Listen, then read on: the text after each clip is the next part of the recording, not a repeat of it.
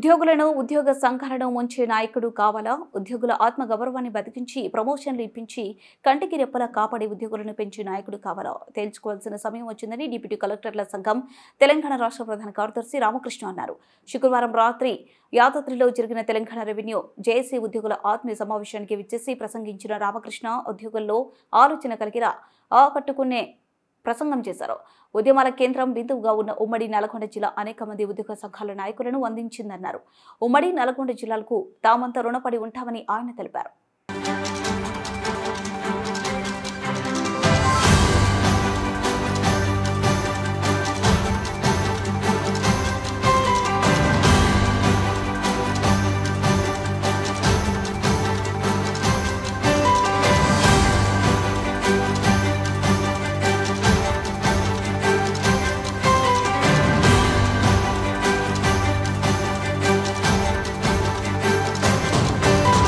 వివిధ పాత్రికేయ మిత్రులు సోదరులు మరియు అన్ని స్థాయి ఉద్యోగులు నా రెవెన్యూ కుటుంబ ఉద్యోగులు అందరికీ కూడా పేరు పేరున నమస్కారం తెలియజేస్తున్నాను.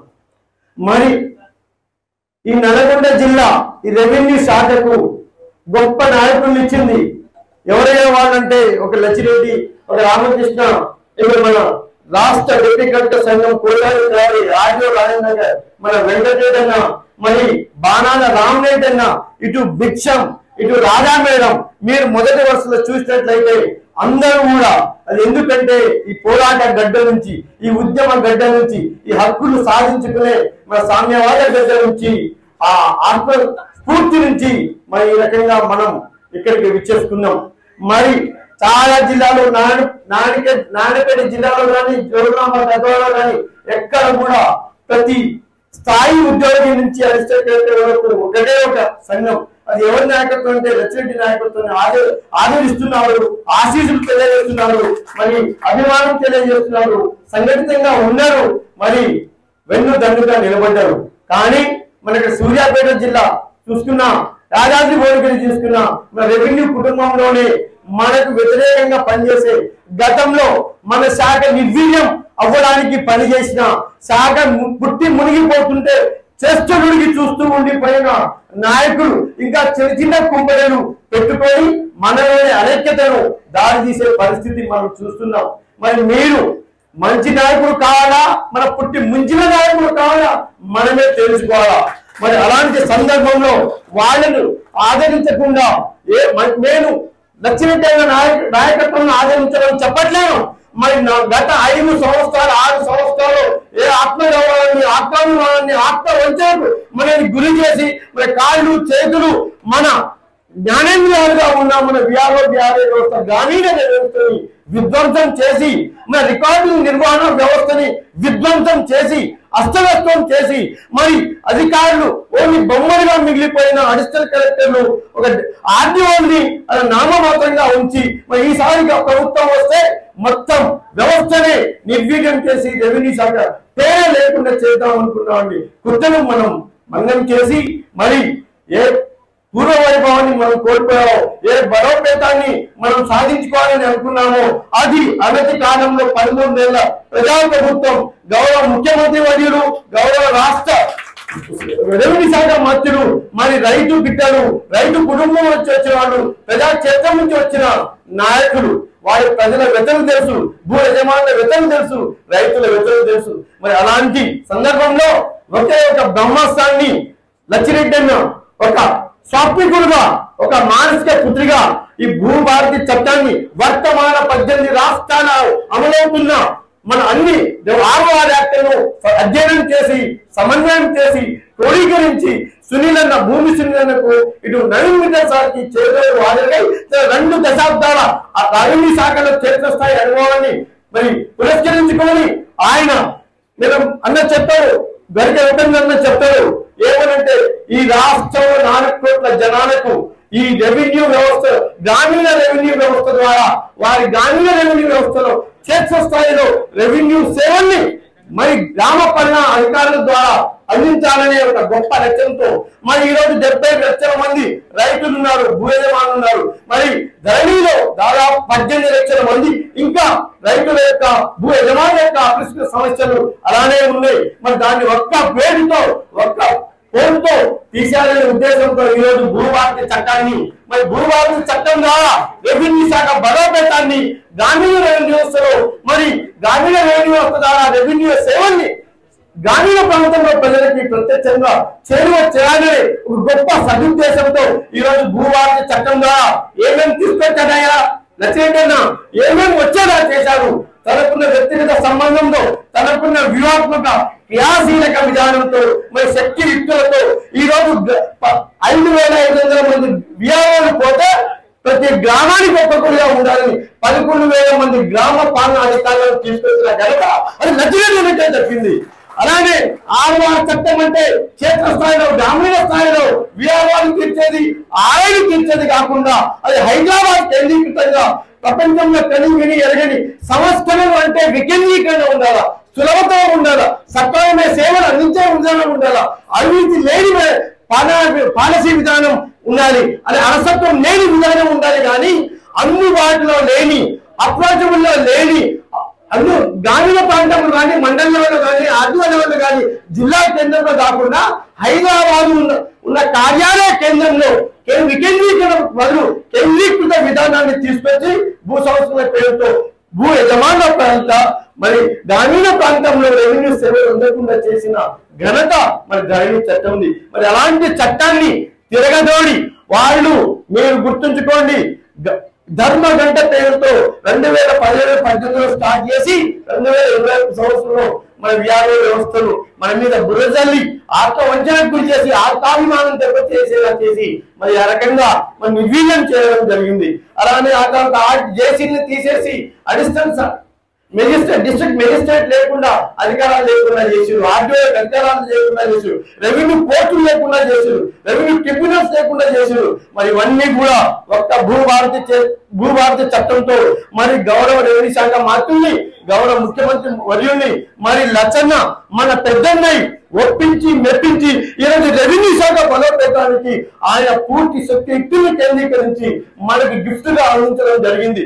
మరి దాని ద్వారా ఈరోజు గ్రామీణ ప్రాంతంలో రెవెన్యూ వ్యవస్థ సేవలు ప్రత్యక్ష అత్యంత దిగువ స్థాయిలో అందించడమే కాకుండా మరి రెవెన్యూ కోర్టును ఏర్పాటు చేయడం, తిరిగి ఆర్వార్ యాక్ట్ మరి ఆ అధికారాల వికేంద్రీకరణ అనేది గ్రామ పాలన అధికారుల ద్వారా అత్యధిక ప్రజాక్షేత్రంలో అందుబాటులో ఉండే రెవెన్యూ సేవల్ని ప్రజల సమస్యల్ని రైతుల సమస్యని పరిష్కరించే విధంగా ఆ తర్వాత ఆర్డీఓ కోర్టులు మరి జిల్లా స్థాయిలో కలెక్టరేట్ స్థాయిలో కోర్టులు మరి జిల్లా స్థాయిలోనే ట్రిబ్యునల్ అది హైదరాబాద్ లో ఏ రకంగా ఆ సీసీఎల్ ఆఫీస్ కానీ ప్రభుత్వంలో కానీ సంబంధం లేకుండా వచ్చే నూతన ఆధునిక అందుబాటులో ఉండే వ్యవస్థ తీసుకొని వచ్చారు. మరి ఈ రకంగా మన కోసం సర్వం త్యాగం చేసి ఆయన ఎందుకయ్యా అప్పటి ముఖ్యమంత్రి వర్యులతో అప్పటి రెవెన్యూ శాఖ మంత్రులతో అప్పటి ప్రభుత్వ పెద్దలతో గొడవ పెట్టుకున్నాడు అంటే నా విఆర్ఓ వ్యవస్థను తీసేస్తాను అంటున్నాడు ముఖ్యమంత్రి గారు. ఖబర్దార్, అది నేను జరగనివ్వను, నేను దానికి కానివ్వను అని ఆయన గర్జనాత్మక వైఖరి ఆయన ప్రభుత్వంతో విభేదిస్తే ఆయన పట్ల వ్యక్తిగతంగా కక్షపూరితంగా పుట్టపుని ఆయన సుదూర ప్రాంతంలో మరి పోస్టింగ్ ఇవ్వడం జరిగింది. మరి దాని పర్యవసరాలు తెలుసు. ఈ రోజు మన పెద్దన్న ఆగమనం ప్రభుత్వం వచ్చింది, ప్రజాప్రభుత్వం మరి మన పెద్దన్న వచ్చారు. మనం కోల్పోయిన దానికన్నా దిగురీకృతంగా మల్టిపుల్ రేట్లో అత్యధిక అధికారాన్ని హక్కుల్ని క్షేత్రస్థాయి వ్యవస్థని తీసుకోగలిగాం. మరి అలాంటి పెద్దలని ఆశీర్వదించుదా మనల్ని బలహీనపరిచి నిర్వీర్యపరిచి మన రెవెన్యూ శాఖ అస్తిత్వం లేకుండా చేసే వాళ్ళతో మనం ఉన్నామా? మన ఆత్మశక్తికై మనం అడిగి మనం నిర్ణయం తీసుకోవాలని అంటున్నా. అలాంటి వాళ్ళని ప్రోత్సహించొద్దు. మనం నిర్వీర్యపరిచిన వాళ్ళను అస్తిత్వం లేకుండా చేసిన నాయకుడిని సంఘాన్ని ఆదరించకుండా చక్కటి నాయకుడు మన పెద్దన్న నాయకత్వంలో మేమందరం సైనికుడిగా పనిచేస్తున్నాం. మాకు మీరు తోడైతే ఒక ప్రపంచాన్ని సృష్టిస్తాం. ఈ రోజు మారుమూల ములుగు అడవి ప్రాంతంలో సమ్మక్క సాయక్క అడవి ప్రాంతంలో మనం ఒక కార్యక్రమం చేస్తాం, మంచిర్యాలలో ఒక కార్యక్రమం చేసిన, వరంగల్లో చేసిన, ఖమ్మంలో చేసిన, ఈ రోజు మన భువనగిరి గడ్డ మీద చేస్తున్నా. ఈ రెవెన్యూ బిడ్డను ఎందుకు ఆదరిస్తున్నా అంటే అన్న మనసు తెలుసుకుంది, అన్న అడుగుజాడలు నడిచి అన్నకు ఊతమై అన్నకు చేత మనం మన గడ్డ నుంచి మనం తయారు చేసిన ఒక పెద్దలని యావత్ ఉమ్మడి నల్గొండ జిల్లా కంపేర్ టు అదర్ జిల్లా ఏ జిల్లాకైనా కూడా మనం ఏక తాటిపై అన్న వెనకాల ఉండి నిలబడి ప్రోత్సహించాలి, ఆదరించాలి, ఆశీస్సులు ఇవ్వాలి, బలోపేతం చేయాల్సిన ఆవశ్యకత ఉంది. ఇది మనందరం కూడా గుర్తెరగాలి. మరి అదే విధంగా రెవెన్యూ శాఖ కోసం తను మొత్తం దారపోసి శక్తియుక్తుని దారపోసి మరి భవిష్యత్తులో కూడా ఈ డిపార్ట్మెంట్ నిర్వీర్యం కాకూడదని అన్ని సంఘాన్ని ఆఫీస్ సబార్డినేట్ నుంచి న్యాయ తహసీల్దార్ కోసం ఈరోజు టీజీఆర్ఎస్ఏ వ్యవస్థను సృష్టించిండు. డిప్యూటీ కలెక్టర్లు స్టేట్ సివిల్ సర్వీసెస్ అని అదొక వ్యవస్థను అదొక సంఘాన్ని సృష్టించారు. అదేవిధంగా ఆయన వ్యవస్థాపక అధ్యక్షుడు తెలంగాణ తహసీల్దారుల సంఘానికి తహసీల్దారులు క్షేత్ర స్థాయిలో బలమైన అధికారులు అత్యంత ఒత్తిడితో కూడుకునే జాబు మరి దాన్ని కూడా ప్రత్యేక సమస్యలు ఉంటాయని అదే సంఘం దానికి ఆయన వ్యవస్థాపక అధ్యక్షుడు. ఈ రకంగా మన రాష్ట్ర రెవెన్యూ శాఖకే రాదు వివిధ శాఖల సంఘాలన్నింటికీ ఏకతాటిపైకి తీసుకొచ్చి ప్రభుత్వం నుంచి రాబట్టాల్సిన అన్ని కూడా తీసుకొచ్చే క్రమంలో జేఏసీ చైర్మన్ గా మనం తయారు చేసుకున్నాం. మరి మన గడ్డ మీద పుట్టిన ఈ లక్షణను మనం పెద్దగా చేసుకోవాలా అవుతా మీరే చెప్పండి. మరి ఆ రకంగా చేసుకోవాలంటే మనం అందరం మీరు ఐక్యతలో ఉండాలా.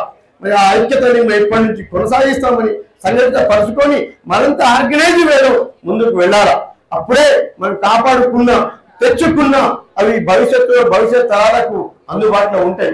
మరి అలానే నా 17 సంవత్సరాల సర్వీసులో నేను దాదాపు 15 సంవత్సరాలు వివిధ సంఘాల్లో పనిచేసిన, అత్యధిక సంవత్సరాలు నేను లక్షణతో పనిచేసిన.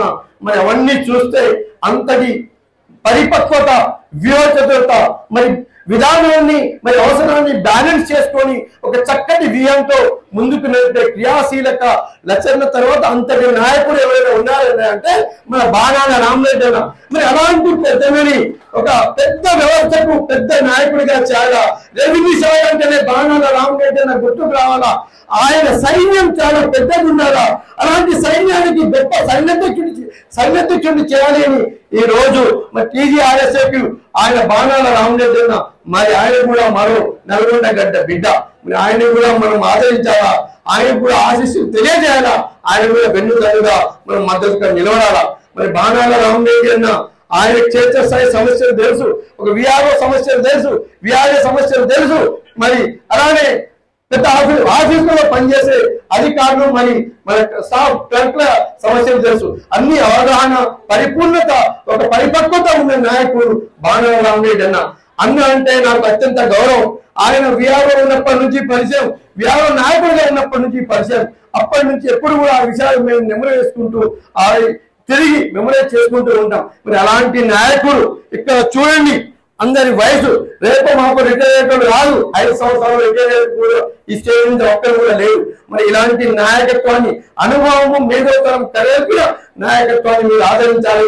మరి ఈ రోజు బాణాల రామరెడ్డి